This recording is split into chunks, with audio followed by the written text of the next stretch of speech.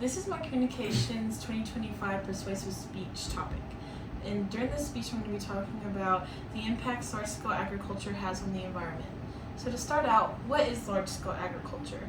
Large-scale agriculture is commonly referred to as factory farming. It has industrialized facilities used to mass produce food products.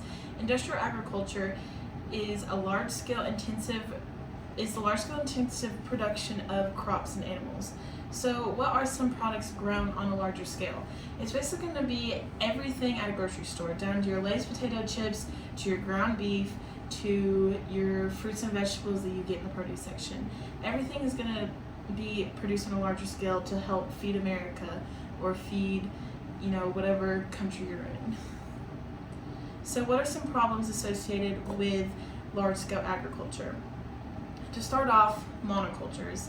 And for the rest of this speech, I'm going to be referencing a farmer who has 50 acres and only grows carrots. That's his monoculture. His one product is carrots. Monocultures originated in the late 1700s whenever there was markets and people could specialize. They specialized in one particular item. They could make a lot more money and they wouldn't have to buy more agricultural machinery to help produce different crops. So if they did, just carrots, they only had to buy that set agricultural machinery for carrots. So with monocultures, there's also a lot of use on fertilizers and pesticides. So for fertilizers, if you have your 50 acres of carrots, it's all taking primary and secondary nutrients all the same out of the soil. So you need to fertilize and replenish the nutrients that it's taking out. And when you have your 50 acres of carrots, you have pesticides, so you have pests who come and eat your crops, or you could have diseases pop up and wipe out all of your acreage. So this is a quote from the USDA. It states that 1/3 of agriculture products are produced using pesticides. Without the use of pesticides, there would be 78% loss in fruit production, 54% loss in vegetable production, 32% loss in cereal production. So it kind of goes to show that when you have your monocultures and you have large-scale agriculture, there is a really big need for pesticides, or you're going to have that much loss in your agricultural products. So why is heavy usage of fertilizers and pesticides necessary? Whenever you have you're mass producing large quantities of crops, fruits, vegetables, cereal products, whatever, you have to replenish the land. You have to replenish the things that you're taking out.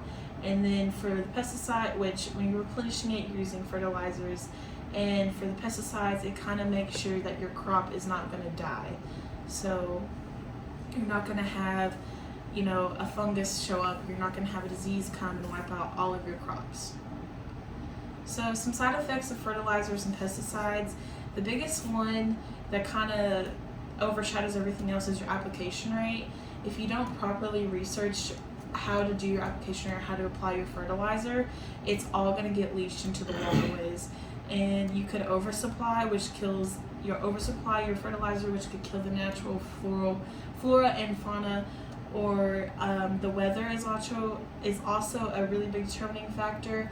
You can't have it rain too much beforehand, and you can't have it rain too much afterwards, or it can all get leached and go into waterways. And if the fertilizer does get placed in waterways, it can kill everything, down to the fish in the stream, the animals drinking from it, or even if that gets into your swimming and it could get into your system, you could get very sick from it. Also, another side effect of large-scale agriculture is food waste. So back to our farmer who has his 50 acres of carrots.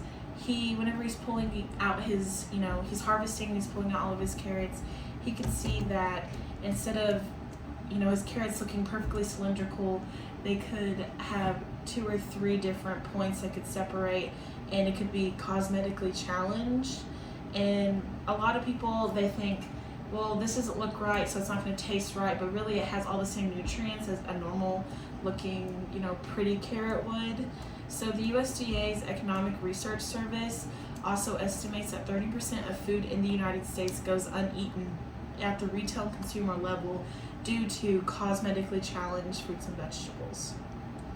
So what are some ways to fix the problems?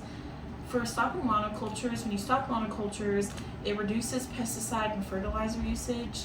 And instead of, our farmer with the 50 acres of carrots, he could divide that up and do 10 acres of carrots, 10 acres of peppers, 10 acres of tomatoes, and, vice versa. And if something does happen and a fungus takes out all of his tomatoes, he's only losing 10 acres of land. And yes, it is a lot of money, but however, he's still going to have 40 acres of different crops to fall back on.